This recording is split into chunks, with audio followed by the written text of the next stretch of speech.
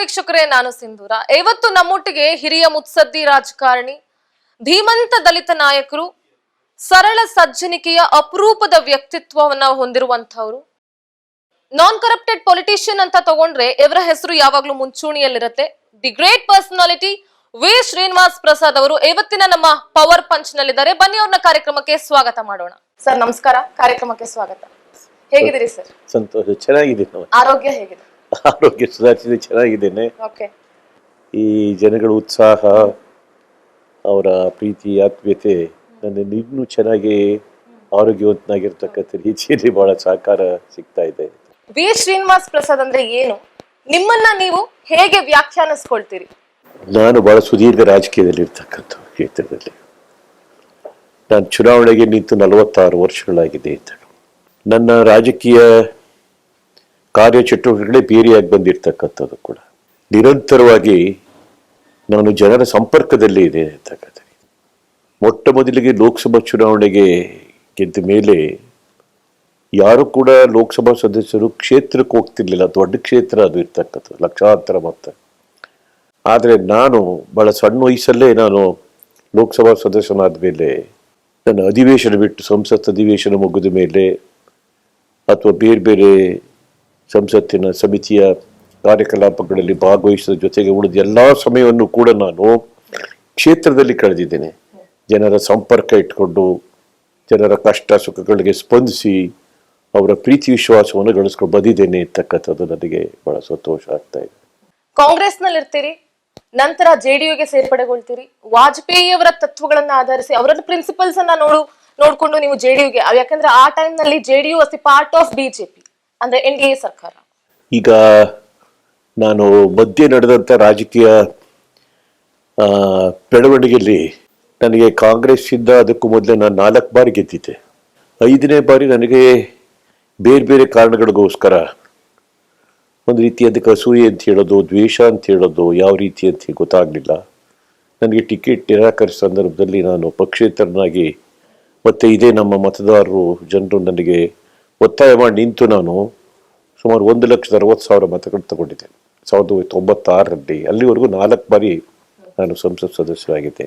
ಅದಾದ ಮೇಲೂ ಕೂಡ ನನಗೆ ಪಕ್ಷದ ಒಳಗಡೆ ಅಲ್ಲಿರ್ತಕ್ಕಂಥ ಕೆಲವು ಮುಖಂಡರುಗಳು ಇದೆಲ್ಲರೂ ಕೂಡ ಸೇರಿ ನನಗೆ ಭಾಳ ವಿರೋಧ ಮಾಡಿದ್ರು. ಚುನಾವಣೆಯಲ್ಲಿ ನನ್ನ ಸೋಲಿಗೆ ಏನೇನು ಪ್ರಯತ್ನಗಳು ಮಾಡ್ಬೋದು, ಆದರೆ ನಾನು ನಿರಾಶೆ ಆಗಲಿಲ್ಲ. ಯಾವತ್ತೂ ಕೂಡ ಚುನಾವಣೆ ನಾನು ಸೋತಾಗ ಎಂದೂ ನಿರಾಶೆ ಆಗಲಿಲ್ಲ. ನನಗೆ ಒಂದು ಕ್ಷಣ ಮಾತ್ರ ಯೋಚನೆ ಮಾಡ್ತಾ ಇದ್ದೆ, ಯಾಕೆ ನಾನು ಸೋತೆ ಅನ್ನೋದು ಮಾತ್ರ ನನಗೆ. ಅನಂತರ ಅದನ್ನು ಮರೀತಾ ಇದೆ. ಮನಸ್ಸಿಗೆಲ್ಲೋ ಒಂದು ಕಡೆ ನಾನು ಎಡವಿದೇನೋ ಅಥವಾ ನಾನು ಇಲ್ಲೇ ತಪ್ಪಿಗೆ ಅಪಪ್ರಚಾರಕ್ಕೆ ಸೋತಿದ್ದೇನೋ ಅಂತಕ್ಕಂಥ ಒಂದು ಮನಸ್ಸಲ್ಲಿ ನಾನೇ ಯೋಚನೆ ಮಾಡಿ ತೀರ್ಮಾನ ಮಾಡಿ ಸೋತಷ್ಟು ನನ್ನಲ್ಲಿ ಹಠ ಛಲ ಜಾಸ್ತಿ ಆಗ್ತಾ ಇತ್ತು. ಅಷ್ಟಾದ್ರೂ ಕೂಡ ಮತ್ತೆ ನೀವು ಕಾಂಗ್ರೆಸ್ ಅನ್ನ ಸೇರ್ಕೊಳ್ತೀರಿ? ಅಲ್ಲ, ಅದಾದ ಮೇಲೆ ಏನಾಯ್ತು, ನೀವು ಹೇಳ್ದಾಗೇನೆ ನನ್ನ ಮನಸ್ಸಲ್ಲಿ ಗೊತ್ತು. ಕಾಂಗ್ರೆಸ್ ಅಲ್ಲಿ ಆದಾಗ ನನಗೆ ಟಿಕೆಟ್ ತಪ್ಪಿಸಿ ಸೋಲಂತ ಪ್ರಯತ್ನ ಮಾಡಿದಾಗ ಅದೇನಿತ್ತು ಅಂತ ಹೇಳಿದ್ರೆ, ಕಾಂಗ್ರೆಸ್ ಇಂದ ನಿಂತರೆ ಮಾತ್ರ ಪಾರ್ಲಿಮೆಂಟ್ ಸದಸ್ಯರಾಗ್ತಾರೆ, ಇದರ ಆಗಲ್ಲ ಅನ್ನೋ ಒಂದು ಕಾನೂನು ಕೂಡ ಇತ್ತು. ಬಹಳ ಕಷ್ಟ ಅಂತ ಕರ್ನಾಟಕದಲ್ಲಿ. ಏನು ಟಿಕೆಟ್ ಸಿಕ್ಕಿದ್ರೆ ಚುನಾವಣೆ ಗೆಲ್ತಾರೆ ಕಾಂಗ್ರೆಸ್ ಇಂದ, ಇದರ ಗೆಲ್ಲಕ್ಕಾಗಲ್ಲ ಅಂತಕ್ಕಂಥ ಒಂದು ಪರಿಸ್ಥಿತಿ ಇತ್ತು ಕೂಡ. ನಾನು ಬಹಳ ಹಠ ಮತ್ತೆ ಛಲದಿಂದ ಅದನ್ನ ಸವಾಲಾಗಿ ಸ್ವೀಕಾರ ಮಾಡಿದೆ. ಗೆಲ್ಲೇಬೇಕು ನನಗೆ, ಕಾಂಗ್ರೆಸ್ ಇಂದ ಈ ತರ ಕೆಲವು ನಾಯಕರುಗಳು ನನಗೆ ಅನ್ಯಾಯ ಮಾಡ್ತಾ ಇದ್ದಾರೆ ಅಂತಕ್ಕಂಥದ್ದು ಹೇಳಿ ನಾನು 1999ರಲ್ಲಿ ಅಲ್ಲಿ ಕೆಲವು ರಾಜಕೀಯ ಬೆಳವಣಿಗೆಗಳು ಕರ್ನಾಟಕದಲ್ಲಿ ನಡೆಯಿತು. ಯಾರು ಜನತಾದಳದ ಅಥವಾ ಜನತಾ ಪಕ್ಷ ಸ್ಥಾಪನೆ ಆಗ್ತಾವಳಿದ್ದು ಕೂಡ ಅದರ ಬೆನ್ನೆಲುಬಾಗಿ ನಿಂತಂತ ರಾಮಕೃಷ್ಣ ಹೆಗ್ಡೆಯವ್ರನ್ನೇ ಉಚ್ಚಾಟನೆ ಮಾಡ್ಬಿಟ್ಟಿದ್ರು. ಅವರು ಲೋಕಶಕ್ತಿ ಪ್ರಾರಂಭ ಮಾಡಿದ್ರು.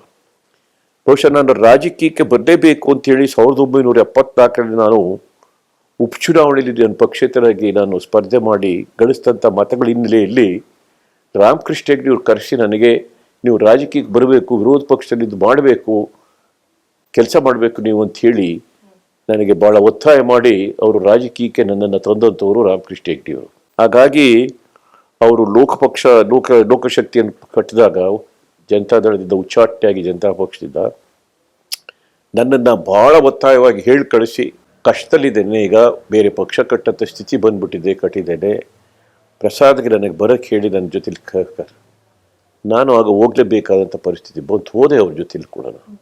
ಲೋಕಶಕ್ತಿಗೆ ಹೋದೆ.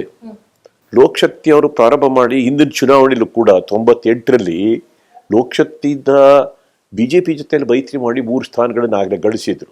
99ರಲ್ಲೂ ಕೂಡ ಅವರು ಮತ್ತೆ ಒಂದೇ ವರ್ಷಕ್ಕೆ ವಿಸರ್ಜನೆ ಆಯಿತು. 98ಕ್ಕೆ ನಡೆದಂಥ ಚುನಾವಣೆ ನಿಮಗೆ ಗೊತ್ತಿದೆ. ಆಗ ನಾನು ಲೋಕಶಕ್ತಿಗೆ ಸೇರಿದೆ. ಲೋಕಶಕ್ತಿಗೆ ಸೇರಿದ ಮೇಲೆ ಲೋಕಶಕ್ತಿ ಜೊತೆಲಿ ಇತರ ಪಕ್ಷಗಳು ಕೂಡ ಸೇರಿದ್ರು. ಬೇರೆ ಸೇರಿ ಕಾಂಗ್ರೆಸ್ಸಿನ ವಿರುದ್ಧ JDU ಆಯಿತು. ಇಲ್ಲಿ ಕೂಡ JDUನಲ್ಲಿ ಸಮತಾ ಪಕ್ಷ, ಲೋಕಶಕ್ತಿ ಮತ್ತು ಈ ನಮ್ಮ ಅಂದಿನ ಮುಖ್ಯಮಂತ್ರಿ JH ಪಟೇಲ್ ಅವರು ಒಂದು ಬಣ ಸಿಡಿದು ಬಂದು ಹೊರಗಡೆ ಅದರಲ್ಲಿ ಸೇರಿ JDU ಆಯಿತು. ಆಗ ನಾನು ಸ್ಪರ್ಧೆ ಮಾಡಿದೆ. JDU ಕ್ಯಾಂಡಿಡೇಟ್ ಆಗಲೇಬೇಕು ಅಂತ ಹೇಳಿ ನಾನು ಅಭ್ಯರ್ಥಿಯಾಗಿ ನಿಂತು ಆರಿಸಿ ಬಂದೆ. JDUನಿಂದ ಗೆದ್ದವರು 3 ಜನ. ಇಲ್ಲಿ ನಾವು 3 ಜನನೇ ಗೆದ್ದವರು. ಜಿಗಜಿಣಿ ಅವರು ಬಿಜಾಪುರ ಇದ್ದಾರಲ್ಲ, ಅವರು ಗೆದ್ದರು. ಶಶಿಕುಮಾರ್ ಅಂತ ಚಿತ್ರದುರ್ಗ, ಅಲ್ಲಿ ನಾನು ಚಾಮರಾಜನಗರದಿಂದ 3 ಜನ ಕೂಡ ಗೆದ್ದು. ಆಗ ಗೆದ್ದು ನನಗೆ ಜಾರ್ಜ್ ಫೆರ್ನಾಂಡಿಸ್ ಅವರು ಕೂಡ NDA ಸಂಚಾಲಕರಾಗಿದ್ದರು. ಅನಂತರ ನನ್ನನ್ನು ಅವರು ಕೂಡ ಕರೆಸಿ ಮಾತನಾಡಿ JDUನಲ್ಲಿ ಇದ್ದರು. ಅವರು ಕೂಡ JDU ಗೆದ್ದಿದ್ದು 2 ರಾಜ್ಯದಲ್ಲಿ, ಬಿಹಾರ್ ಮತ್ತು ಕರ್ನಾಟಕ. ಬಿಹಾರದಲ್ಲಿ 11 ಜನ ಮೆಂಬರ್ಸು, ಅದು ಬಿಟ್ಟರೆ ಕರ್ನಾಟಕದಲ್ಲಿ ಮಾತ್ರ 3 ಜನ. ಅಲ್ಲಿಗೆ ಎಷ್ಟು ಪ್ರಾತಿನಿಧ್ಯ ಬೇಕು ಕೊಟ್ಕೊಂಡಿದ್ರು. ಇಲ್ಲಿ ಕರ್ನಾಟಕ ಕೂಡ ಕೊಡಬೇಕಲ್ಲ ಅಂತ 3 ಜನರಲ್ಲಿ ನಾನು ಹಿರಿಯ ರಾಜಕಾರಣಿ, ನಾನು 5ನೇ ಬಾರಿ ಗೆದ್ದಿದ್ದೇನೆ ಅಂತ ನನ್ನ ಸಚಿವರಾಗಿ ಮಾಡಿದ್ರು.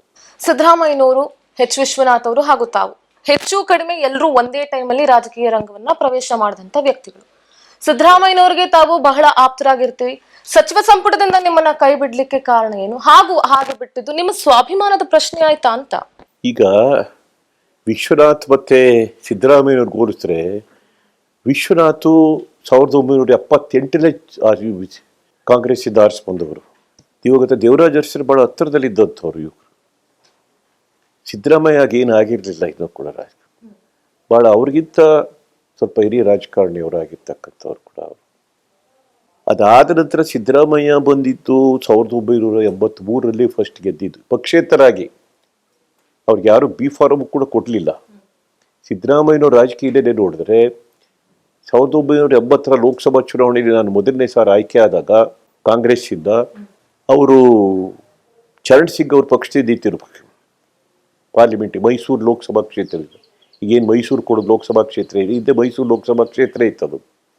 ಅಲ್ಲಿಂದ ನಿಂತು ಕೇವಲ 8,000 ಓಟ್ ತಗೊಂಡಿದ್ರು ಅವರು 1980ರಲ್ಲಿ. ಅನಂತರ 83ರಲ್ಲಿ ವಿಧಾನಸಭಾ ಚುನಾವಣೆ ನಡೀತು. ಗುಡ್ಡೂರಾಯರು ಮುಖ್ಯಮಂತ್ರಿ ಆಗಿದ್ದಾಗ ಕೂಡ ಆಗ ನಡೆದಂಥದ್ರಲ್ಲಿ. ಆ ಸಮಯದಲ್ಲಿ ದೇವರಾಜ ಅರಸರು ಇಂದಿರಾ ಗಾಂಧಿ ಪಕ್ಷದಿಂದ ಹೊರಗಡೆ ಬಂದಿದ್ದರು. ಅವರು ಕೂಡ ಈ ಜನತಾ ಕ್ರಾಂತಿ ರಂಗ ಅಂತ ಹೇಳಿ ಪಕ್ಷ ಕಟ್ಟಿದ್ರು ಕೂಡ. ಆ ಚುನಾವಣೆಯಲ್ಲಿ ಕೆಲವು ಮೈತ್ರಿ ಆಯಿತು. ಜನತಾ ಪಾರ್ಟಿ, ಕ್ರಾಂತಿ ರಂಗ ಇವೆರಡು ಕೂಡ ಆಗಿ ಬಂದ ಸಮಯದಲ್ಲಿ ಸಿದ್ದರಾಮಯ್ಯನವ್ರಿಗೆ ಟಿಕೆಟ್ ಕೊಡಲಿಲ್ಲ. ಅಲ್ಲಿ B ಫಾರಮ್ ಕೊಡಲಿಲ್ಲ. ಅವ್ರಿಗೆ ಅಧಿಕೃತ ಅಭ್ಯರ್ಥಿನೂ ಆಗಲಿಲ್ಲ.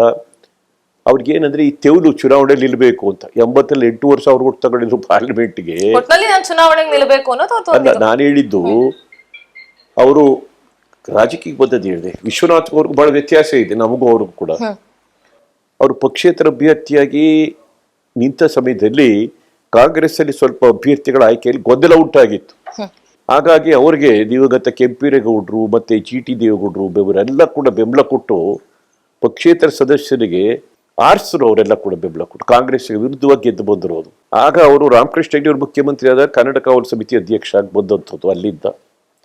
ಅನಂತರ ಕ್ರಾಂತಿರಂಗ ಮತ್ತೆ ಜನತಾ ಪಾರ್ಟಿ ಒಂದಾದ ಮೇಲೆ ಅಲ್ಲಿ ರಾಜಕೀಯ ಬೆಳವಣಿಗೆಗಳಾದ ಮೇಲೆ ಅವರು ಅಲ್ಲಿದ್ದ ಅವರು ಬೆಳಕಿಗೆ ಬಂದಂಥವ್ರು. ಮತ್ತೆ ವಿಧಾನಸಭಾ ಚುನಾವಣೆ ನಿಂತು ಸ್ಪರ್ಧೆ ಮಾಡಿ ನೀವು ಕೇಳಿದ ಪ್ರಕಾರ ವಿಶ್ವನಾಥ್ ಮತ್ತೆ ಅವರಿಬ್ಬರಲ್ಲೂ ಹೋಲಿಸಿದಾಗ ವಿಶ್ವನಾಥ್ ಬಹಳ ಮೊದಲೇ ಬಂದಂಥವ್ರು, ರಾಜಕೀಯಕ್ಕೆ ಮೊದಲೇ ವಿಧಾನಸಭಾ ಸದಸ್ಯರಾಗಿದ್ದಂಥವ್ರು ಕೂಡ.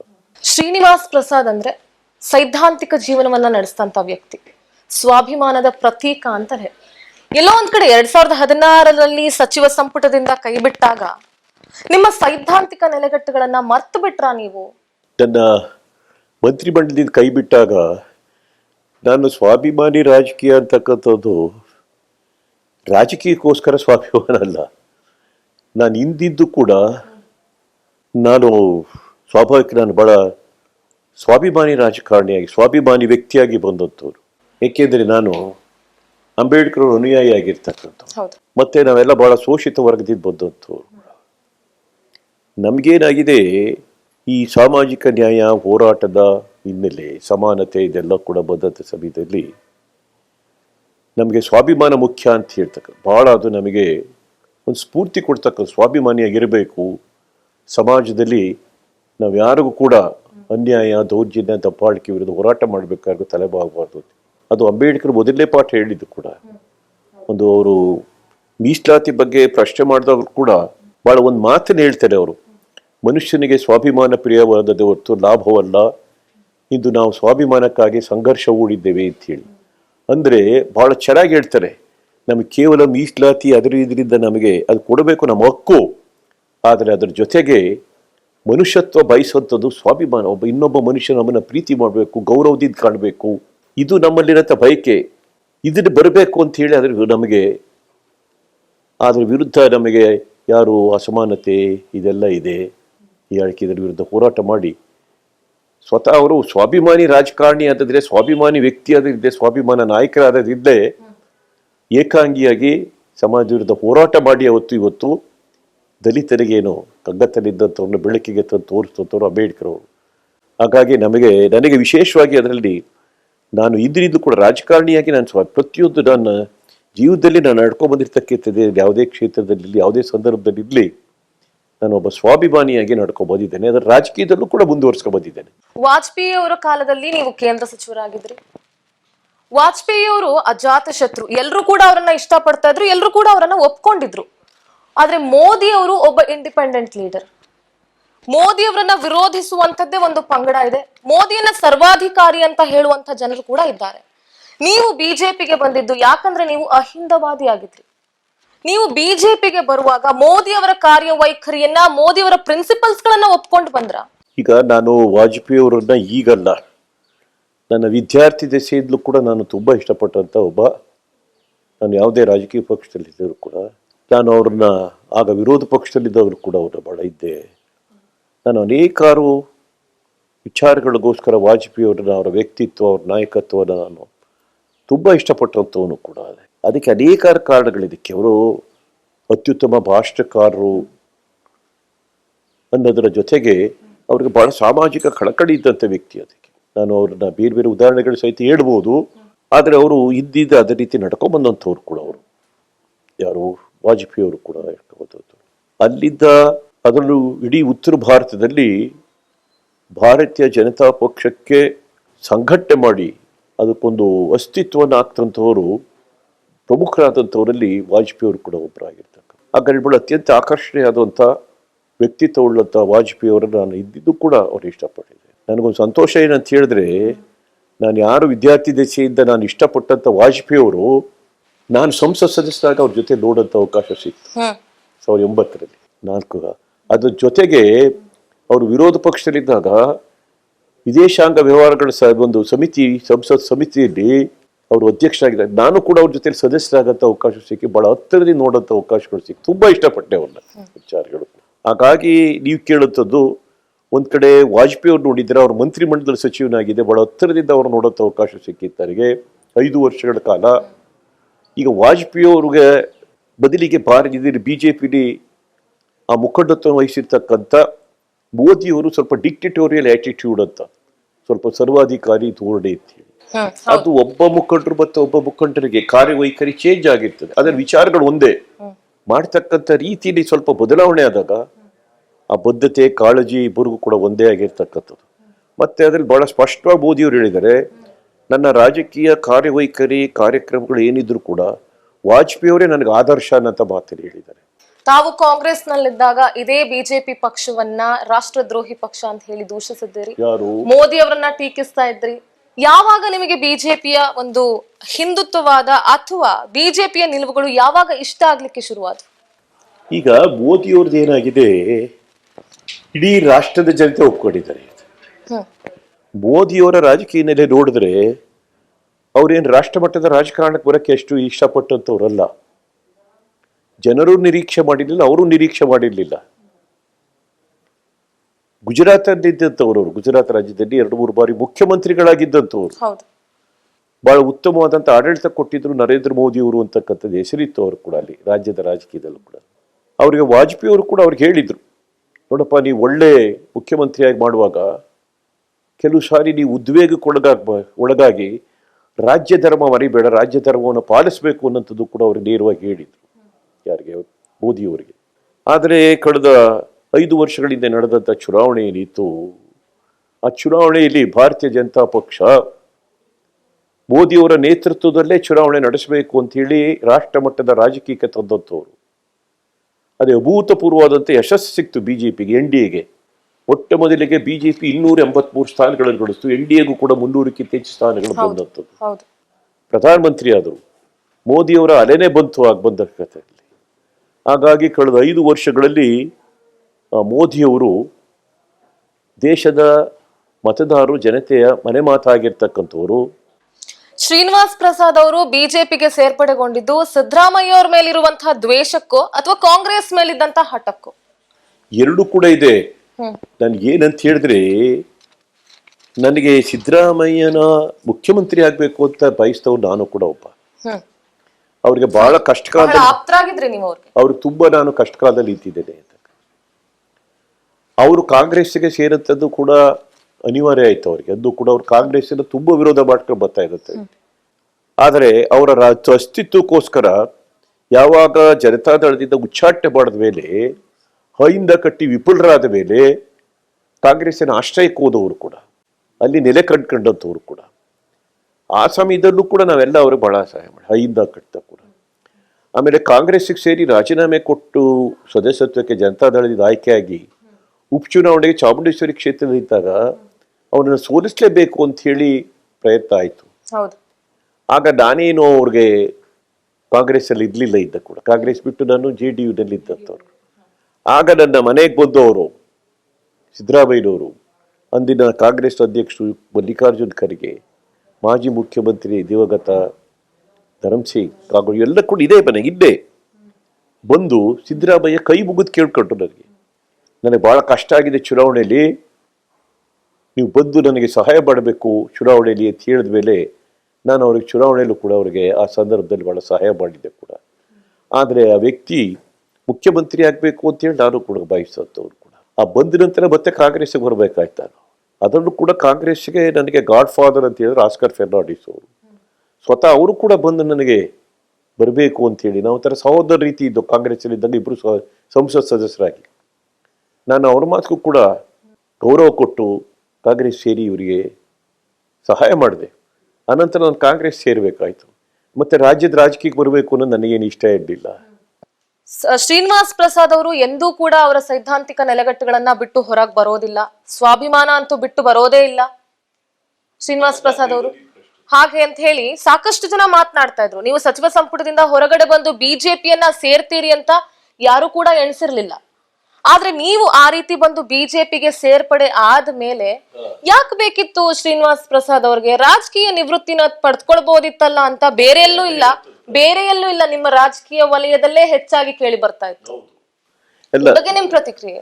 ಅದು ಬಹಳಷ್ಟು ಜನ ನನ್ನ ಒಡನಾಟ ಇಟ್ಕೊಂಡು ಬಂದಂಥವ್ರು ಅಥವಾ ನನ್ನ ಹತ್ತಿರದಿಂದ ಬಂದಂಥವ್ರು, ನನ್ನ ಹಿತೈಷಿಗಳು, ವಿಶ್ವಾಸಿಗಳು ಯಾರು ಕೂಡ ನಾನು BJPಗೆ ಸೇರ್ತೀನಿ ಅಂತ ಹೇಳಿ ಗೊತ್ತಿರಲಿಲ್ಲ. ಆದರೆ ಸಿದ್ದರಾಮಯ್ಯನವರು ನನ್ನನ್ನು ಮಂತ್ರಿಮಂಡಲದ ಕೈ ಬಿಟ್ಟಾಗ ಅಷ್ಟು ಆತ್ಮೀಯತೆ, ಒಡನಾಟ, ಆತ ಮುಖ್ಯಮಂತ್ರಿಯಾಗಿ ಅವರು ಮುಂದುವರಿಬೇಕು, ಒಳ್ಳೆ ಕೆಲಸ ಮಾಡಬೇಕು, ಒಬ್ಬ ಸಾಮಾಜಿಕ ಕಳಕಳಿ ಇರ್ತಕ್ಕಂಥ ಹಿಂದುಳಿದ ವರ್ಗದ ವ್ಯಕ್ತಿ ಅನ್ನೋಂಥದ್ದು ನನ್ನ ಮನಸ್ಸಲ್ಲೂ ಕೂಡ ಇತ್ತು. ಅವ್ರ ಜೊತೆ ಬಹಳ ಚರ್ಚೆ ಮಾಡಿದೆ.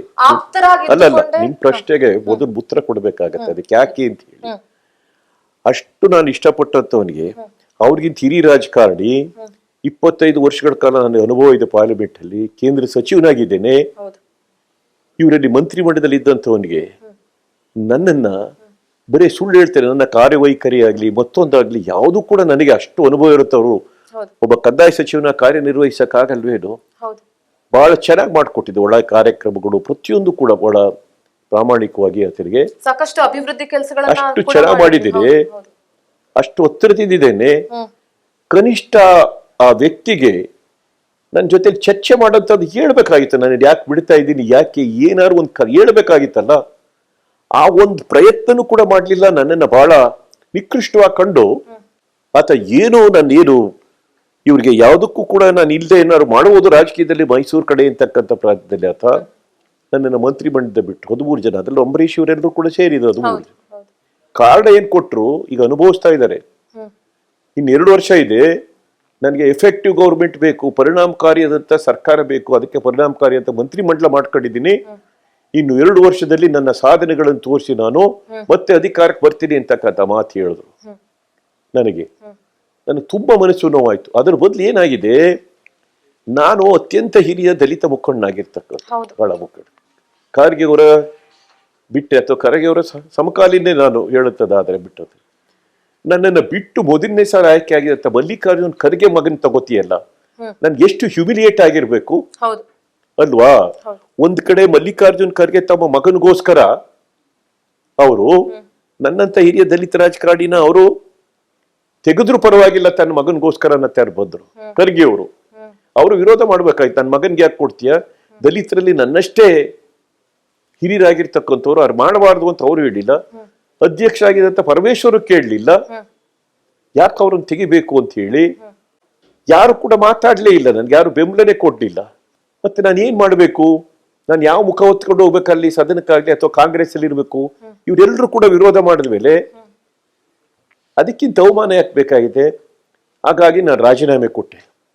ರಾಜೀನಾಮೆ ಕೊಟ್ಟ ಮೇಲೆ ಏನ್ ಮಾಡ್ಬೇಕು, ಸಿದ್ದರಾಮಯ್ಯನವ್ರ ಮೇಲೆ ಕೈ ಕಟ್ ಕೂತ್ಕೋಬೇಕಾ ಅಥವಾ ಮಾಡಿ ಸರಿ ಅಂತ ಹೇಳ್ಬೇಕಾ? ಇಲ್ಲ, ನನ್ನ ಮನಸ್ಸಿಗೆ ಎಲ್ಲೋ ಒಂದ್ ಕಡೆ ಬಂತು, ಇದಕ್ಕೆ ಸರಿಯಾಗಿ ನಾನು ಸಿದ್ದರಾಮಯ್ಯನವ್ರಿಗೆ ಪ್ರತಿಯಾಗಿ ಏನಾದ್ರು ಮಾಡಿ ತೋರಿಸ್ಬೇಕು ಅಂತ ಹೇಳಿ ನನಗಿದ್ದಂಥದ್ದು ನಾನು ಏನ್ ಮಾಡಬೇಕು ಅಂತಿದ್ದು ನಾನು ಚರ್ಚೆ ಮಾಡೋ ಸಮಯದಲ್ಲಿ ದಳದ ಕುಮಾರಸ್ವಾಮಿ ಅವರು ಕೂಡ ಏನು ಮುಖ್ಯಮಂತ್ರಿ ಆಗಿಲ್ಲ, ಅಧ್ಯಕ್ಷ ಆಗಿದ್ರು. ಅವರು ಕೂಡ ನನ್ನ ಹತ್ರ ಮಾತಾಡಿದ್ರು. 2 ಗಂಟೆ ಕಾಲ ಮನೆಗೆ ಬಂದಿಬ್ರು ಚರ್ಚೆ ಮಾಡ್ದೋ. ಮತ್ತೆ ಯಡಿಯೂರಪ್ಪನವರು ಕೂಡ ಮಾತಾಡಿದ್ರು, ನೀವು ನಮ್ಮ ಪಕ್ಷಕ್ಕೆ ಬರಬೇಕು, ನೀವು ಮಾಡಬೇಕು ಅನ್ನೋ ದೃಷ್ಟಿಯಿಂದ. ನನಗೆ ಬಿಜೆಪಿ ಒಂದು ರಾಷ್ಟ್ರೀಯ ಪಕ್ಷ ಇವತ್ತಾಗಿದೆ. ಮತ್ತೆ ಸಿದ್ದರಾಮಯ್ಯನವ್ರಿಗೆ ಪಾಠ ಕಲಿಸ್ಬೇಕಾದ್ರೆ ಬಿಜೆಪಿ ಸೇರಲೇಬೇಕು ಅಂತ ಹೇಳಿ ವಿಶೇಷವಾಗಿ ನನ್ನ ಜೊತೆಲಿದ್ದಂಥ ಪಕ್ಷದ ಮುಖಂಡರು, ಕಾರ್ಯಕರ್ತರು, ಎಲ್ಲರೂ ಕೂಡ ಒತ್ತಾಯ ಮಾಡಿ ನಾನು ಭಾರತೀಯ ಜನತಾ ಪಕ್ಷವನ್ನು ಸೇರ್ಬೇಕಾಗಿತ್ತು. ಬಿಜೆಪಿಗೆ ನೀವು ಅನಿವಾರ್ಯವಾದ್ರ ಅಥವಾ ಕ್ಷೇತ್ರಕ್ಕೆ ನಮ್ಮ ಬಿಜೆಪಿಯಿಂದ ಒಬ್ಬ ಅಭ್ಯರ್ಥಿ ಬೇಕು, ಹೆಂಗೂ ಈಗ ಶ್ರೀನಿವಾಸ್ ಪ್ರಸಾದ್ ಅವರು ಕಾಂಗ್ರೆಸ್ಸಿನ ತೊರೆದು ಬಂದಿದ್ದಾರೆ ಅಂತ ಹೇಳಿ ಬಿಜೆಪಿಗೆ ನೀವು ಅನಿವಾರ್ಯವಾದ್ರ ಅಥವಾ ನಿಮಗೆ ಬಿಜೆಪಿ ಪಕ್ಷ ಸೇರೋದು ಅನಿವಾರ್ಯವಾಗಿತ್ತ? ಯಾಕಂದ್ರೆ ನೀವು ಬಿಟ್ಟು ಬಂದ್ಮೇಲೆ ಇಂಡಿಪೆಂಡೆಂಟ್ ಕ್ಯಾಂಡಿಡೇಟ್ ಆಗಿ ಕೂಡ ಖುಷಿ ಆಯ್ತು. ನಾನೇನ್ ಬಿಜೆಪಿಗೆ ಅನಿವಾರ್ಯ ಅಂತ ಅನಿಸಿರ್ಲಿಲ್ಲ. ಬಿಜೆಪಿ ದೊಡ್ಡ ರಾಷ್ಟ್ರೀಯ ಪಕ್ಷ ಆಗಿದಂಥದ್ದು, ಅದಕ್ಕೆ ನಾಯಕತ್ವದ ಕೊರತೆಯೂ ಇರಲಿಲ್ಲ. ತುಂಬಾ ಪ್ರಬಲವಾದಂಥ ಸಂಘಟನೆಯೂ ಆಗಿತ್ತು ಕರ್ನಾಟಕದಲ್ಲಿ. ನಾನು ಅದನ್ನು ಬಹಳ ಸ್ಪಷ್ಟವಾಗಿ ಹೇಳಿದ್ದೆ, ನನ್ನ ಅನಿವಾರ್ಯತೆ ಏನು ಬಿಜೆಪಿಗೆ ಬೇಕಾಗಿಲ್ಲ. ದೊಡ್ಡ ರಾಷ್ಟ್ರೀಯ ಪಕ್ಷ ಆಗಿದೆ. ಈಗಾಗಲೇ ಕೂಡ ಮೋದಿಯವರ ನೇತೃತ್ವದಲ್ಲಿ ಕಾಂಗ್ರೆಸ್ ಪಕ್ಷವನ್ನು ಧೂಳಿಪಟ ಮಾಡಿ ಅಧಿಕಾರಕ್ಕೆ ಬಂದಿರತಕ್ಕಂಥ ಪಕ್ಷ. ನಾನು ಹೋಗ್ಬಿಟ್ಟು ಆ ಪಕ್ಷಕ್ಕೆ ಅನಿವಾರ್ಯ ಅಂತಕ್ಕಂಥದ್ದು ನಾನು ಎಂದೂ ಹೇಳುವಿಲ್ಲ, ಅದರ ಅವಶ್ಯಕತೆನೂ ಇರಲಿಲ್ಲ. ಆದ್ರೆ ನನ್ನ ಗುರಿ ಇದ್ದಂಥದ್ದು ಸಿದ್ದರಾಮಯ್ಯನವ್ರ ವಿರುದ್ಧ ಏನ್ ಮಾಡಬೇಕು ಅಂತಕ್ಕಂಥದ್ದೇ ನನ್ನ ಗುರಿ ಇದ್ದದ್ರಿಂದ ನಾನು ಸೇರ್ಬೇಕಾಯ್ತು ಹೊರತು ಬಿಜೆಪಿಗೆ ನನ್ನ ಅನಿವಾರ್ಯತೆ ಇರಲಿಲ್ಲ. ಸರ್, ಸುಮಾರು 40-45 ವರ್ಷದ ಸುದೀರ್ಘ ರಾಜಕಾರಣದಲ್ಲಿ ರಾಜಕೀಯ ಕ್ಷೇತ್ರಕ್ಕೆ ಮತ್ತು ಸಾಮಾಜಿಕ ಕ್ಷೇತ್ರಕ್ಕೆ ನಿಮ್ಮ ಕೊಡುಗೆಗಳು ಏನು? ಮತ್ತು ಮೋದಿ ಅಲೆಯನ್ನ ಬಿಟ್ಟು, ಮೋದಿಯವರ ಒಂದು ಅಲೆಯನ್ನ ಬಿಟ್ಟು ಜನ ಮತ್ತೆ ಯಾಕೆ ನಿಮಗೆ ವೋಟ್ ಹಾಕ್ಬೇಕು? ಈಗ ನನ್ನ ರಾಜಕೀಯ ಮತ್ತೆ ಸಾಮಾಜಿಕ ಅದು ಒಂಥರ ಇಟ್ಸ್ ಎನ್ ಓಪನ್ ಬುಕ್ ಅಂತೆ, ತೆರೆದಿಟ್ಟ ಪುಸ್ತಕದ ರೀತಿ ಇದೆ. ಜನಗಳಿಗೆಲ್ಲ ಅದೇ ಬಚ್ಚಿಡಕ್ಕಾಗಲ್ಲ.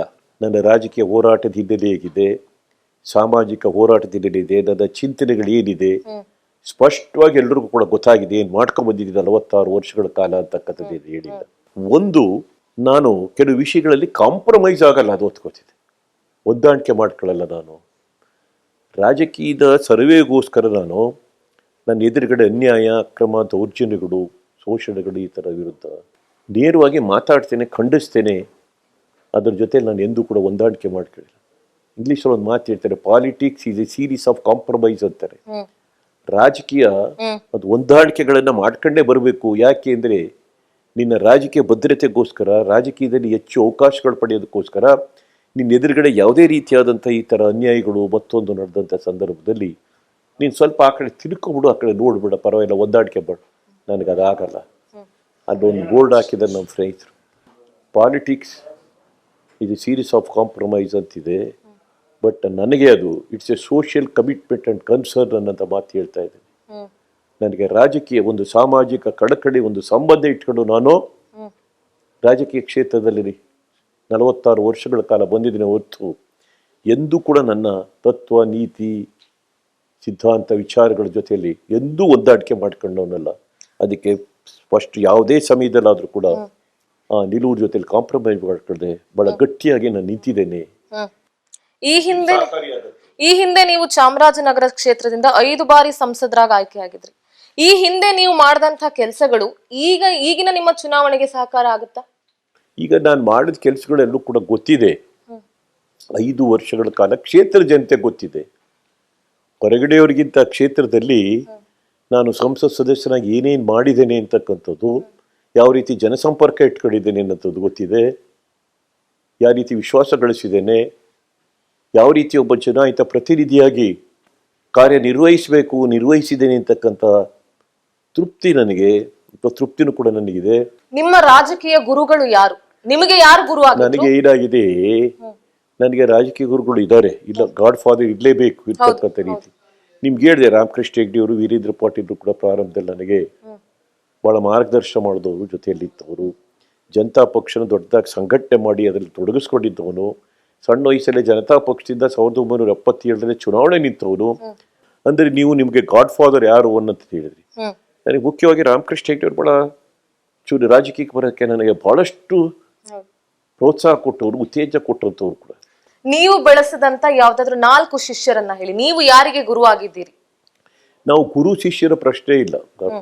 ನಮಗೆ ನಾನು ತುಂಬಾ ಇಷ್ಟಪಟ್ಟೆ. ನಾನೇ ಒಬ್ಬ ಯುವಕನಾಗಿ ರಾಜಕೀಯಕ್ಕೆ ಬಂದು ನನ್ನನ್ನು 2ನೇ ಸ್ಥಾನದಲ್ಲಿದ್ದಂಥವನ್ನ ಸೆಕೆಂಡ್ ಡೇ ಲೀಡರ್ಶಿಪ್ ಅಲ್ಲಿ ಬೆಳೆಸ್ತಂತ ಅರ್ಥ ಮಾಡ್ಕೊಂಡಿದ್ದೆ.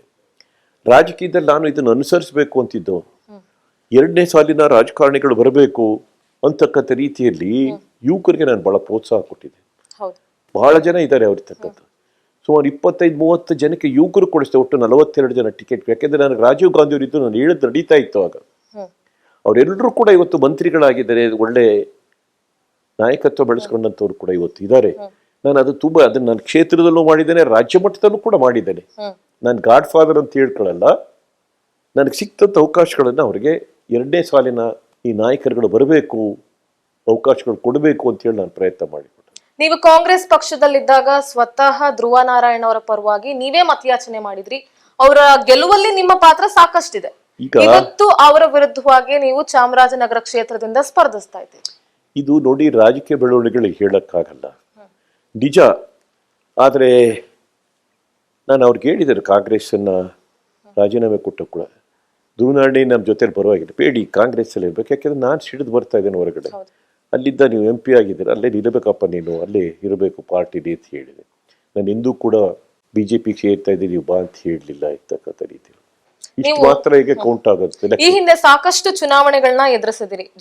ಬಹುಶಃ ನೀವು 25ನೇ ವರ್ಷ ವಯಸ್ಸಿನಿಂದನೂ ಕೂಡ ಸಾಕಷ್ಟು ಚುನಾವಣೆಗಳನ್ನ ಎದುರಿಸ್ಕೊಂತ ಬಂದಿದ್ದೀರಿ. ಈ ಬಾರಿಯ ಚುನಾವಣೆ ಎಷ್ಟು ಇಂಪಾರ್ಟೆಂಟ್ ಅಂತ ಅನ್ಸುತ್ತೆ ತಮಗೆ? ಈ ಬಾರಿ ಚುನಾವಣೆ ನಮ್ಮ ಎಲೆಕ್ಟ್ರಾನಿಕ್ ಮೀಡಿಯಾ, ನ್ಯೂಸ್ ಮೀಡಿಯಾ, ಬೇರೆ ಬೇರೆ ಹೇಳಿಕೆಗಳು, ಬೇರೆ ಬೇರೆ ಮುಖಂಡರ ಹೇಳಿಕೆಗಳು, ಬೇರೆ ಬೇರೆ ಬುದ್ಧಿಜೀವಿಗಳು, ಆ ಥರ ಎಲ್ಲರೂ ಕೂಡ ಅವರು ಹೇಳಿಕೆಗಳನ್ನು ಕೊಡ್ತಾರೆ. ಇದೊಂದು ಮಹಾ ಸಮರ. ಯಾಕೆ ಬಹಳ ದೊಡ್ಡ ಚುನಾವಣೆ, 90 ಕೋಟಿ ಜನರು ಮತದಾರ ಇರ್ತಕ್ಕಂಥ ಚುನಾವಣೆ. ಈ ದೇಶದಲ್ಲಿ ಸುಭದ್ರ ಸರ್ಕಾರ ಇದು ಹೇಗಾಗತ್ತೆ ಅಂತ ಮೋದಿಯವರೇ ಉದಾಹರಣೆ. 5 ವರ್ಷಗಳ ಕಾಲ ನಿರಾಳವಾಗಿ ಯಾವ್ಯಾವ ಸಂದರ್ಭದಲ್ಲಿ ಯಾವ್ಯಾವ ತೀರ್ಮಾನ ತಗೊಂಡಿದ್ದಾರೆ, ಎಷ್ಟು ಯಶಸ್ವಿಯಾಗಿ ನಡೆಸಿದ್ದಾರೆ ಅಂತ. ಹಾಗಾಗಿ ಸ್ಟೇಬಲ್ ಗೌರ್ಮೆಂಟ್ ಬರಬೇಕು. ಈಗ ಮೊದಲು ಬರ್ತಾ ಇರಲಿಲ್ಲ ಒಂದೇ ಪಕ್ಷಕ್ಕೆ, ಈಗ NDA ಮತ್ತು UPA ಆಗಿದೆ ಇರ್ತಕ್ಕಂಥದ್ದು. ಅವರವರ BJP ನೇತೃತ್ವದಲ್ಲಿ NDA ಇದೆ, ಕಾಂಗ್ರೆಸ್ ನೇತೃತ್ವದಲ್ಲಿ UPA ಇರ್ತಕ್ಕಂಥದ್ದು ಕೂಡ. ಯಾವ ಪಕ್ಷಗಳು BJP ಇಷ್ಟಪಡ್ತಾರೆ ಅವ್ರ ಜೊತೆಲಿದ್ದಾರೆ, ಯಾವ ಪಕ್ಷಗಳು ಇಷ್ಟಪಡ್ತಾರೆ ಕಾಂಗ್ರೆಸ್ ಜೊತೆಲಿ ಇರ್ತಕ್ಕಂಥದ್ದು ಇವತ್ತು ಕಾಣ್ತಾ ಇದೆ. ಹಾಗಾಗಿ ಇವತ್ತಿನ ಪರಿಸ್ಥಿತಿ ನೋಡಿದ್ರೆ ಕಾಂಗ್ರೆಸ್ ಅಲ್ಲಿ ಒಳ್ಳೆ ಬಹಳ ದುರ್ಬಲ ನಾಯಕತ್ವ ಇದೆ. ರಾಷ್ಟ್ರ ಮಟ್ಟದಲ್ಲಿ ಬಹಳ ದುರ್ಬಲ ಆಗಿದೆ ಆ ಪಕ್ಷ ಕಾಂಗ್ರೆಸ್. ಕರ್ನಾಟಕದಲ್ಲೂ ಕೂಡ ಅದು ಮೊದಲನೇ ಸಾರಿ ಮೈತ್ರಿಗೆ ಹೋಗಿರೋ ಮಟ್ಟಕ್ಕೆ ಅದು ಬಂದ್ಬಿಟ್ಟಿದೆ ಆ ಪಕ್ಷದ ಸ್ಥಿತಿಗತಿಗಳು. ಹಾಗಾಗಿ ಇವತ್ತು ಇಡೀ ರಾಷ್ಟ್ರದಲ್ಲಿ ಮತ್ತೆ ಮೋದಿಯವರೇ ಪ್ರೈಮ್ ಮಿನಿಸ್ಟರ್ ಆಗಬೇಕು, NDA ಅಧಿಕಾರಕ್ಕೆ ಬರಬೇಕು ಅಂತಕ್ಕಂಥ ಚಿಂತನೆಗಳು ಇವತ್ತು ನಡೀತಾ ಇದೆ. ಚಾಮರಾಜನಗರ ಕ್ಷೇತ್ರದಿಂದ ಕಂಟೆಸ್ಟ್ ಮಾಡ್ತಾ ಇದ್ದೀರಿ ಈ ಬಾರಿ. ಹೌದೌದು. ಚಾಮರಾಜನಗರ ಕ್ಷೇತ್ರದ ಜನ ನಿಮ್ಮನ್ನ ಈ ಬಾರಿ ಎಲೆಕ್ಷನ್ ನಲ್ಲಿ ಗೆಲ್ಸಿದ್ರೆ ಆ ಕ್ಷೇತ್ರದ ಜನರಿಗೆ ನೀವು ನೀಡುವಂತ ಮೊದಲ ಶ್ರೀನಿವಾಸ ಪ್ರಸಾದ ಯಾವುದು? ನಾನು ನಿನ್ನೆ ಭಾಷಣದಲ್ಲಿ ಹೇಳಿದ್ದೇನೆ, ನನಗೆ ನನ್ನದೇ ಆದಂಥ ರೀತಿಯ ಕನಸುಗಳಿವೆ ರಾಜಕೀಯದಲ್ಲಿ. ಅದರಲ್ಲಿ 46 ವರ್ಷಗಳಿಂದ ನಾನಿರುತ್ತೇನೋ, ಅದು ಆ ಕ್ಷೇತ್ರದಲ್ಲಿ 42 ವರ್ಷಗಳಿಂದ ನಾನು ರಾಜಕೀಯ ಮಾಡಿದ್ದೇನೆ. ಗೆದ್ದು ಸೋತು ಲೋಕಸಭಾ ಸದಸ್ಯ, ವಿಧಾನಸಭಾ ಸದಸ್ಯ, ಕೇಂದ್ರ ಸಚಿವ, ರಾಜ್ಯದಲ್ಲಿ ಮಂತ್ರಿ ಆಗಿರ್ತಕ್ಕಂಥವ್ರು, ಸುದೀರ್ಘ ಅನುಭವ ಇದೆ. ನಾನು ನಿನ್ನೆನೂ ಕೂಡ ಅದು ಹೇಳಿದೆ, ನನ್ನ ಸುದೀರ್ಘ ರಾಜಕೀಯ ಅನುಭವದಲ್ಲಿ ಇದುವರೆಗೂ ಏನು ಮಾಡಿದ್ದೀನಿ ಅಂತಕ್ಕಂಥದ್ದು ಸಂಕ್ಷಿಪ್ತವಾಗಿ ತಿಳಿಸಿದರೆ, ಮತ್ತೆ ನನಗೆ ಸಿಕ್ಕಿದಾಗ ಮತ್ತೆ ಚುನಾವಣೆಯಲ್ಲಿ ನಾನು ಆರಿಸ್ಬೋದ್ರೆ ಕ್ಷೇತ್ರ, ರಾಜ್ಯ ಮತ್ತು ರಾಷ್ಟ್ರ ಮಟ್ಟದಲ್ಲಿ ನನ್ನ ಅನುಭವವನ್ನು ಸರಿಯಾದಂಥ ರೀತಿಯಲ್ಲಿ ಬಳಸಿ ನನ್ನ ಕಾರ್ಯವನ್ನು ನಿರ್ವಹಿಸ್ತೇನೆ ಅಂತ ಹೇಳಿದ್ದೇನೆ. ಎಲ್ರಿಗೂ ಗೊತ್ತಿರುವಂತದ್ದು ಶ್ರೀನಿವಾಸ್ ಪ್ರಸಾದ್ ಅವರು ಒಬ್ರು ಸಿಎಂ ಆಗುವಂತ ಒಬ್ರು ಅಭ್ಯರ್ಥಿ, ಒಬ್ಬ ರಾಜಕಾರಣಿ. ಯಾವತ್ತಾದ್ರೂ ಅಂದ್ಕೊಂಡಿದ್ರ, ಕನ್ಸ್ಕೊಂಡಿದ್ರ ನಾನೊಬ್ಬ ಸಿಎಂ ಆಗ್ಬೇಕು ಅಂತ? ನನಗೆ ಬಹಳ ಹಿಂದೆ ನನಗೂ ಕೂಡ ಆ ಥರ ಯೋಚನೆ ಇತ್ತು. ಬರ್ತಾ ಬರ್ತಾ ನಾವು ಆಗಬೇಕು. ಆಮೇಲೆ ಬೆಳೆದಂಥ ರಾಜಕೀಯ ಬೆಳವಣಿಗೆಗಳಲ್ಲಿ ಅದನ್ನು ಬಿಟ್ಟೆ. ಅದನ್ನು ನೀವು ಹೇಳ್ದಂಗೆ ಭಾಳಷ್ಟು ಜನ ನನ್ನ ಹತ್ರ ಅದು ಪ್ರಸ್ತಾಪ ಮಾಡ್ತಾ ಇದ್ರು ಕೂಡ, ಮಾಧ್ಯಮದವರು ಕೂಡ ಕೇಳ್ತಾ ಇದ್ರು, ನೀವು ಯಾಕೆ ಆಗಬಾರ್ದು. ನಾನು ಹೇಳಿದೆ, ಈಗ ಅದು ಸಾಧ್ಯವಿಲ್ಲ. ಯಾವುದೋ ಒಂದು ಕಾರಣಕ್ಕೆ ಒಂದು ಹಂತದಲ್ಲಿ ಬಂದು ನನಗೆ ಅವಕಾಶ ಇತ್ತು. ಆ ಅವಕಾಶ ನನಗೆ ಬೇರೆ ಬೇರೆ ಕಾರಣಗಳಿಗೋಸ್ಕರ ನಾನು ಅದಕ್ಕಿದ್ದ ಅವಕಾಶದಿಂದ ದೂರ ಆಗ್ತಕ್ಕಂಥ ರೀತಿಯಲ್ಲಿ ನನಗೆ ಮುಖ್ಯಮಂತ್ರಿ ಪದವಿ ಆಚೆ ಇವೆಲ್ಲ ಕೂಡ ಆಗಿ ನನಗೆ ಇದು ಸಾಕು, ಈ ರೀತಿ ಆಗಲ್ಲ, ಬೇಡವೇ ಬೇಡ ಅಂತಕ್ಕಂಥ ರೀತಿ ನಾನು ತೀರ್ಮಾನ ಮಾಡಿ ಇವತ್ತು ಕೂಡ ಅದರ ಬಗ್ಗೆ ನಾನು ಕಿಂಚಿತ್ತು ಯೋಚನೆ ಮಾಡೋನಲ್ಲ. ನನಗೆ ಅದರ ಬಗ್ಗೆ ಕಾಳಜಿ ಆಗಲಿ ಅಥವಾ ಮತ್ತೊಂದಾಗಲಿ ನನಗೆ ಏನಿಲ್ಲ. ಕಣ್ಣೀರಿನ ರಾಜಕಾರಣದ ಬಗ್ಗೆ ನಿಮ್ಮ ಮಾತು? ನಾನು ಏನು ಹೇಳಲಿ ಅದರ ಬಗ್ಗೆ? ಈ ಕಣ್ಣೀರು ರಾಜಕಾರಣಕ್ಕೆ ಮೊನ್ನೆ ನನಗೆ ಒಂದು ನಡೆದಂಥದ್ರಲ್ಲಿ ಹಾಸದ್ದು ನೋಡಿದಾಗ, ಪ್ರಜ್ವಲ್ ಬರ್ಲಿ, ಅವ್ರಿಗೆ ಯಾರಿಗೆ ಇಷ್ಟ ಇದೆ ಪ್ರಜಾಪ್ರಭುತ್ವ ಟಿಕೆಟ್ ಕೊಟ್ಕೊಳ್ಳಿ. ಈ ಕಣ್ಣೀರು ರಾಜಕೀಯ ಎಲ್ಲಿವರೆಗೆ ಬರ್ತದೆ ಅಂದರೆ, ಆ ಚುನಾವಣೆಗೆ ನಾಮಪತ್ರ ಸಲ್ಲಿಸುವಂತ ದಿನ ಪ್ರಜ್ವಲ್ ಇದರಲ್ಲಿ ಕೂಡ, ಅಥವಾ ಆ ಚುನಾವಣೆ ಪ್ರಚಾರಕ್ಕೆ ನಾಂದಿ ಕೊಟ್ಟಂಥ ದಿನ ದೇವೇಗೌಡರು, ಕುಮಾರಸ್ವಾಮಿ ಅವರು, ರೇವಣ್ಣ, ಪ್ರಜ್ವಲ್ ಎಲ್ಲ ಇದ್ದಾಗ ನನ್ನ ತಮ್ಮ ಎಲ್ಲರೂ ಹತ್ರ ಪೇಪರಲ್ಲಿ ಬಂತು, ಕೇಳಿದ್ರು, ಏನೆಲ್ಲರೂ ಅಳ್ತಿರಲ್ಲ ಅಲ್ಲಿ. ಅದಕ್ಕೆ ನಾನು ತಮಾಷೆ ಮಾಡಿದೆ, ಅದು ಸ್ಫೂರ್ತಿ ಕೊಡ್ತಕ್ಕಂಥ, ಚಾಲನೆ ಕೊಡ್ತಕ್ಕಂಥ ಚುನಾವಣೆ ಸಂದರ್ಭದಲ್ಲಿ ಇದೇನ್ರಿ ಸಂತಾಪ ಸೂಚಕ ಸಭೆ ಆಗ್ಬಿಡ್ತಲ್ರಿ ಅಂತ ಹೇಳಿ ಎಲ್ಲ ಅಲ್ಲಿ ಎಲ್ರು ಹೇಳೋದು. ಇದೇನು ಕಾಂಡೋಲೆನ್ಸ್ ಮೀಟಿಂಗು, ಚುನಾವಣಾ ಪ್ರಚಾರಕ್ಕೆ ಚಾಲನೆ ಕೊಡುವಂಥದ್ದು ಅಂದ್ರೆ ಎಲ್ಲಿವರೆಗೆ ಬಂದ್ಬಿಟ್ಟಿದೆ ಕಣ್ಣೀರು ಇಡುವಂಥದ್ದು ಅಂದ್ರೆ. ಪ್ರತಿ ಸಂದರ್ಭದಲ್ಲೂ ಕೂಡ ರಾಜಕೀಯ ಲಾಭಕ್ಕೋಸ್ಕರ ನಮ್ಗೆ ಯಾವ ರೀತಿ ಅದರಿಂದ ಅನುಕೂಲ ಆಗತ್ತೆ ಅಂತಕ್ಕಂಥ ರೀತಿಯಲ್ಲಿ ಈ ಕಣ್ಣೀರನ್ನ ಸುರಿಸ್ತಕ್ಕಂಥದ್ದು ಇದೆಯಲ್ಲ, ಅದು ಕೆಲವು ಸಂದರ್ಭಗಳಲ್ಲಿ ಎಲ್ಲರೂ ಕೂಡ ಭಾವುಕರಾಗ್ತೇವೆ ಅದ್ರಲ್ಲಿ ಬರ್ತಕ್ಕಂಥ. ಅದು ಈ ರೀತಿಯಾಗಿ ಮಾಡೋಂಥದ್ದು ಇದೆಯಲ್ಲ, ಈಗ ಬಿಡಬೇಕಿದು ಕಣ್ಣೀರು ರಾಜಕೀಯ, ಹೋಗ್ಬೇಕು. ಜನ ಇದು ಬೂಟಾಟಿಕೆ ಅಂತ ನಮ್ಮ ಮೇಲೆ ನಂಬಿಕೆನೇ ಬರೋದಿಲ್ಲ ರಾಜಕಾರಣಿಗಳು. ದುರಹಂಕಾರದ ರಾಜಕಾರಣಕ್ಕೆ ಯಾವುದು ಮದ್ದು? ಈಗ ನಾನು ದುರಹಂಕಾರದ ರಾಜಕಾರಣಕ್ಕೆ ನಿನ್ನನ್ನು ಕೂಡ ಹೇಳಿದೆ, ಜನ ಬಹಳ ಬುದ್ಧಿ ಕಲಿಸ್ತಾರೆ ದುರಹಂಕಾರ ರಾಜಕಾರಣ. ಇದು ಅಧಿಕಾರ ಏನಿದೆ ರಾಜಕೀಯದಲ್ಲಿ ಬಹಳ ಇಂಟಾಕ್ಸಿಕೇಶನ್, ಬಹಳ ನಿಶೆ ಏರಿಸ್ತಕ್ಕಂಥದ್ದು. ಅಧಿಕಾರ ಸಿಕ್ಕಿದ್ರೆ ಬಹಳ ನಿಶೆ ಆಮೇಲೆ ಇದರಲ್ಲಿರ್ತೇವೆ ನಾವು, ರಾಜಕೀಯ ಅಮಲದಲ್ಲಿ ಮರ್ತು ಬಿಡ್ತೇವೆ ನಾವು.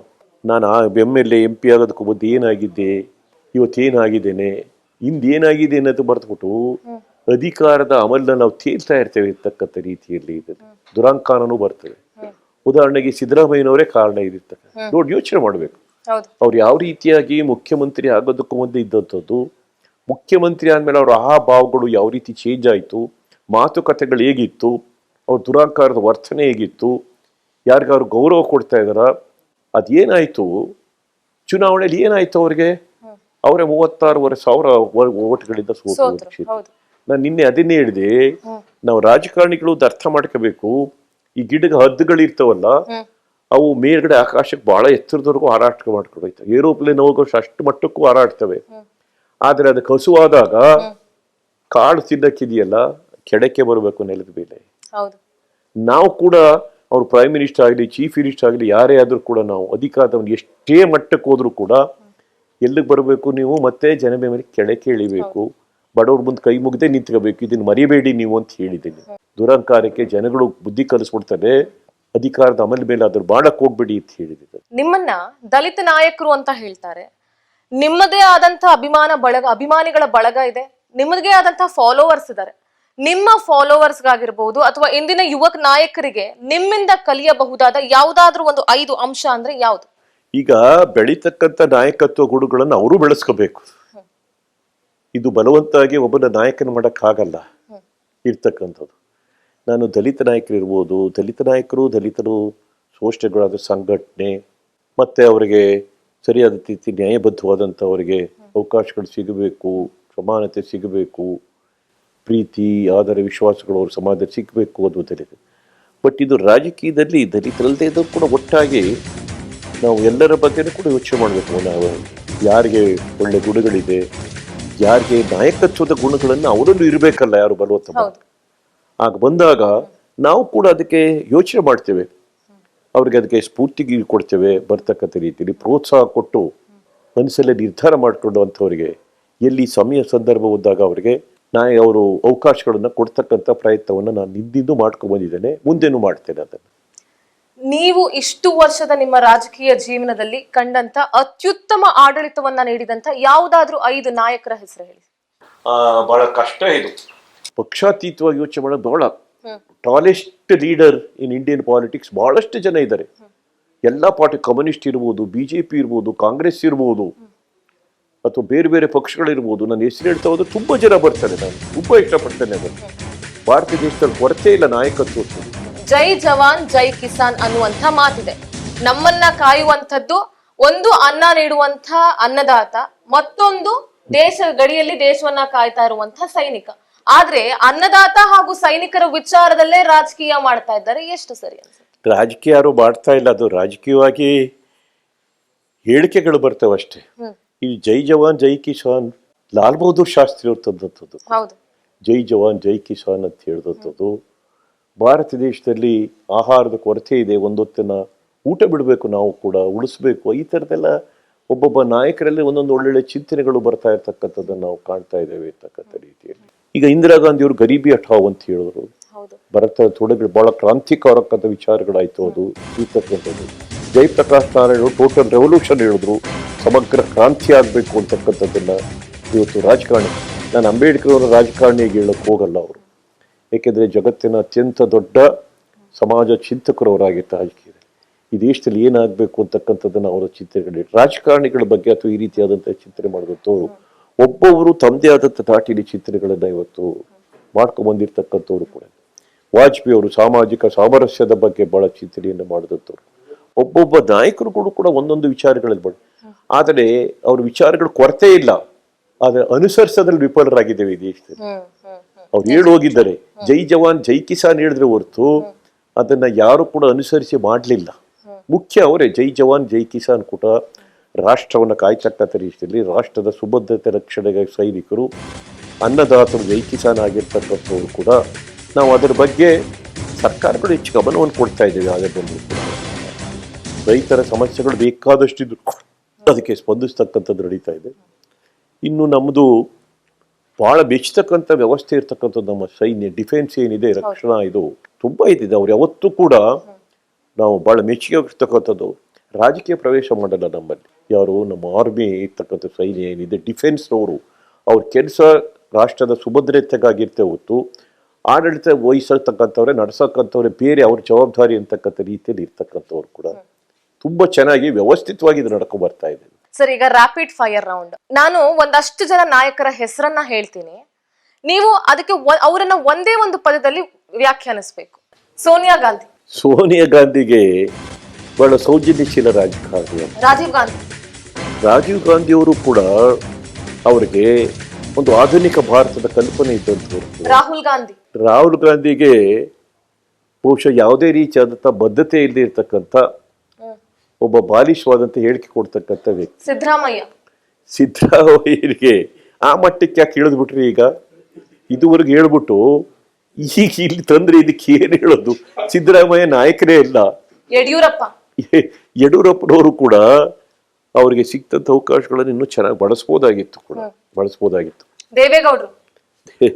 ದೇವೇಗೌಡರು ಗೌರವ ಇದೆ, ಅವರೊಬ್ಬರು ಕುಗ್ರಾಮದಲ್ಲಿ ಹುಟ್ಟಿದಂಥವ್ರು, ಪ್ರಧಾನಮಂತ್ರಿ. ಆದ್ರೆ ದೇವೇಗೌಡರ ಬಗ್ಗೆ ಯಾರಿಗೂ ನಂಬಿಕೆ ಇಲ್ಲ, ಗೌರವ ಇದೆ, ನಂಬಿಕೆ ಇಲ್ಲ. ಮತ್ತೆ ನೀವು ಬರ್ತಾ ಇರೋದು ನೋಡಿದ್ರೆ ಪಂಚಾಯತಿಗೆ ಬಂದ್ಬಿಡ್ತೀರಾ ಅಂತ ಕಾಣಿಸುತ್ತೆ. ನೀವು ಕುಮಾರಸ್ವಾಮಿ ಅವರಿಗೆ ಸಣ್ಣ ವಯಸ್ಸಲ್ಲಿ ಅವಕಾಶಗಳು ಸಿಕ್ಕಿದೆ, ಇನ್ನೂ ಆಡಳಿತ ಅನುಭವ ಸಾಕಷ್ಟು ಬೇಕು ಅವರಿಗೆ. ನರೇಂದ್ರ ಮೋದಿ ಅವ್ರು ಬಿಡಿ, ಇವತ್ತು ರಾಷ್ಟ್ರ ಅಂತಾರಾಷ್ಟ್ರೀಯ ಮಟ್ಟದಲ್ಲಿ ಸಿಕ್ತಂತ. ಸರ್, ಯಾವತ್ತಾದ್ರೂ ನಿಮ್ಗೆ ನನ್ನ ಜೀವನದಲ್ಲಿ ನಾನು ಇಂಥ ಕೆಲಸ ಮಾಡಬಾರ್ದಾಗಿತ್ತು, ತಪ್ಪು ಹೆಜ್ಜೆ ಇಟ್ಬಿಟ್ನೇನೋ ನಾನು ಅಂತ ಯಾವತ್ತಾದ್ರೂ ಅನ್ಸಿದ್ಯಾ? ಇಲ್ಲ, ಇದೆ, ಅದು ಬಹಳಷ್ಟು ಸಾರಿ ಇದೆ. ನಾನು ಹ್ಯೂಮನ್ ಬೀಯಿಂಗ್ ಅಲ್ವಾ, ನಾನು ಮನುಷ್ಯ ಅಲ್ವಾ, ಅನೇಕ ತಪ್ಪುಗಳು ಮಾಡ್ತೀವಿ, ರಿಯಲೈಸ್ ಆಗತ್ತೆ ಮತ್ತೆ ನಮಗೆ ಇದನ್ನ ಮಾಡಬಾರ್ದಾಗ ಅನೇಕ ನಡೆದಿದೆ ಆ ತರ, ಇಲ್ಲ ಅಂತಲ್ಲ. ಎಸ್ ಸರ್, ಕಡೆಯದಾಗಿ ಈ ಬಾರಿ ನೀವು ಚಾಮರಾಜನಗರ ಕ್ಷೇತ್ರದಿಂದ ಸ್ಪರ್ಧೆಗಿಳಿತಾ ಇದ್ದೀರಿ. ಆ ಒಂದು ಕ್ಷೇತ್ರದ ಜನರ ಸಮಸ್ಯೆಯನ್ನ ಹೇಗೆಲ್ಲ ನಿವಾರಿಸಬೇಕು ಅಂತ ಅಂದ್ಕೊಂಡಿದ್ದೀರಿ? ಈ ಕ್ಷೇತ್ರಕ್ಕೆ ನಾನು ಈ ಬಾರಿ ಚಾಮರಾಜನಗರ ಕ್ಷೇತ್ರದಿಂದ ಗೆದ್ರೆ ನಾನು ಈ ಸುಧಾರಣೆಯನ್ನ ಮಾಡ್ಬೇಕು ಆ ಕ್ಷೇತ್ರದಲ್ಲಿ ಅಂತ ಏನಿದೆ ನಿಮ್ಮ ಆಲೋಚನೆಗಳು? ನಿಮ್ಮ ಮನಸ್ಸಿನಲ್ಲಿ ಏನ್ ನಡೀತಾ ಇದೆ ಇವಾಗ? ನೋಡ್ರಿ, ರಾಜಕೀಯದಲ್ಲಿ ಸುಮ್ಮನೆ ರಾಜಕೀಯ ಭಾಷಣಗಳು ಮಾಡೋದ. ಇವತ್ತು ಜನಗಳೇನಾಗಿದೆ, ಅವ್ರ ಆಸೆಗಳು ಹಿಮಾಲಯ ಮೌಂಟೇನ್ ಅಷ್ಟಿದೆ. ನಾವು ಹೇಳೋದು ಹಿಮಾಲಯ ಪರ್ವತದಷ್ಟು ಆಸೆ ಆಕಾಂಕ್ಷೆಗಳಿದೆ. ನಾವು ಒಂದು ಓಟ್ ಕೊಡ್ತೇವೆ, ನಮ್ಮೆಲ್ಲಾ ಸಮಸ್ಯೆಗಳು ಕೂಡ ಬಗೆಹರಿಸಬೇಕು ಅಂತಕ್ಕಂಥ ರೀತಿ ಚಿಂತನೆಗಳಿದೆ. ಯಾರೂ ಕೂಡ ಅವರ ಆಶಾಕಾಂಕ್ಷೆಗಳಿಗೆ ಸ್ಪಂದಿಸಿ ಎಲ್ಲವನ್ನೂ ಬಗೆಹರಿಸ್ತಕ್ಕಂಥ ರೀತಿಯಲ್ಲಿ ಆ ಭ್ರಮೆ ಇರಕೂಡದು. ನಮಗೆ ಸಿಕ್ತಂಥ ಅವಕಾಶಗಳಲ್ಲಿ ನಮ್ಮ ಇತಿಮಿತಿಯಲ್ಲಿ ನಾವು ಕ್ಷೇತ್ರದ ಜನತೆಗೆ ನಾವು ಏನು ನಿಷ್ಠೆಯಿಂದ ಪ್ರಾಮಾಣಿಕವಾಗಿ ಕೆಲಸ ಮಾಡ್ತೇವೆ ಅದನ್ನು ಮಾಡ್ಕೊ ಬರಬೇಕು. ಎಲ್ಲವನ್ನೂ ಮಾಡ್ತೀನಿ ಅನ್ನೋದು ಸಾಧ್ಯ ಇಲ್ಲ. ಅದು ಈ ಬಾರಿಯ ಲೋಕಸಭಾ ಚುನಾವಣೆಯಲ್ಲಿ ಕೇಂದ್ರದಲ್ಲಿ ಬಿಜೆಪಿ ಸರ್ಕಾರ ಬಂದ್ರೆ ಸಂವಿಧಾನವನ್ನ ಬದಲಾಯಿಸುವಂತ ಪ್ರಯತ್ನ ಮಾಡ್ತೀರಾ? ನಿನ್ನೆ ಅದನ್ನ ಹೇಳ್ದೆ, ಇದು ಬಾಲಿಶವಾದಂತ ಹೇಳಿಕೆ ಸಂವಿಧಾನದ ಬಗ್ಗೆ ಕೊಡ್ತಕ್ಕಂಥ ಗಿಮಿಕ್. ಇದು ಚುನಾವಣೆಯಲ್ಲಿ ವಿರೋಧ ಪಕ್ಷಗಳು ಇಂಡಿಯಾ ದೇಶದ ಸಂವಿಧಾನ ಬದ್ಧತೆ ಸಮಯದಲ್ಲಿ ಅಂಬೇಡ್ಕರ್ ಡ್ರಾಫ್ಟಿಂಗ್ ಕಮಿಟಿ ಚೇರ್ಮನ್ ಆಗಿ ಅದಕ್ಕೆ ಫೈನಲ್ ಶೇಪ್ ಕೊಟ್ಟು ಅದನ್ನು ಸಂವಿಧಾನವನ್ನ ಕಾನ್ಸ್ಟಿಟ್ಯೂಟ್ ಅಸೆಂಬ್ಲಿ ಚರ್ಚೆ ಮಾಡಿ ಪ್ರತಿಯೊಬ್ಬರಿಗೂ ಉತ್ತರ ಕೊಟ್ಟು ಅವರು ಯಾವ ರೀತಿಯಾಗಿ ಸಂವಿಧಾನವನ್ನು ರಚನೆ ಮಾಡಿದವರು, ಮಾಡಿದಂಥ ಸಮಯದಲ್ಲಿ ಅದನ್ನು ಸ್ವಾಗತ ಮಾಡಿದವರು. ಎಕ್ಸ್ಟ್ರೀಮ್ ಡೆಮಾಕ್ರೆಟಿಕ್ ಕಂಟ್ರಿ ಅಮೇರಿಕಾ ಇದೆ ಇವತ್ತು ಜಗತ್ತಲ್ಲಿ. ಅಲ್ಲಿ ಇವತ್ತು ಕೂಡ ಟ್ರಂಪ್ಗೆ ಅಧ್ಯಕ್ಷರಾದವನಿಗೆ ಎಷ್ಟು ಪ್ರಜಾಪ್ರಭುತ್ವ ಇದೆ ಅಂದ್ರೆ ಸಾರ ಅಂತ ಹೇಳಲ್ಲ, ಮಿಸ್ಟರ್ ಟ್ರಂಪ್ ಅಂತಲೇ ಹೇಳೋದು. ಉದಾಹರಣೆಗೆ ಹೇಳಿದೆ, ಅಂತ ಪ್ರಜಾಪ್ರಭುತ್ವ ರಾಷ್ಟ್ರದ ಮುಖ್ಯ ನ್ಯಾಯಾಧೀಶ ಕೂಡ ಭಾರತ ದೇಶದ ಸಂವಿಧಾನ ಬಹಳ ಶ್ರೇಷ್ಠವಾದಂಥದ್ದು, Indian constitution is the best written constitution in the world ಅನ್ನಂತ ಮಾತು ಹೇಳಿದೆ. ಕಾನ್ಸ್ಟಿಟ್ಯೂಷನ್ ರಚನೆ ಮಾಡುವಾಗ ಅದಕ್ಕೆ ಬೇರೆ ಬೇರೆ ವಿಷಯಗಳ ಬಗ್ಗೆ ಸಮಿತಿಗಳನ್ನು ಮಾಡಿ ಬಹಳಷ್ಟು ಆಳವಾಗಿ ಚರ್ಚೆ ಮಾಡಿದ್ದಾರೆ. ನ್ಯಾಯಾಂಗದ ಬಗ್ಗೆ, ಕಾರ್ಯಾಂಗದ ಬಗ್ಗೆ, ಶಾಸಕಾಂಗದ ಪಕ್ಷಕ್ಕೆ ಅಪಾರವಾದಂಥ ಅನುಭವ ಇರ್ತಕ್ಕಂಥ ಚಿಂತನಕಾರರು ಮಾಡಿರ್ತಾರೆ.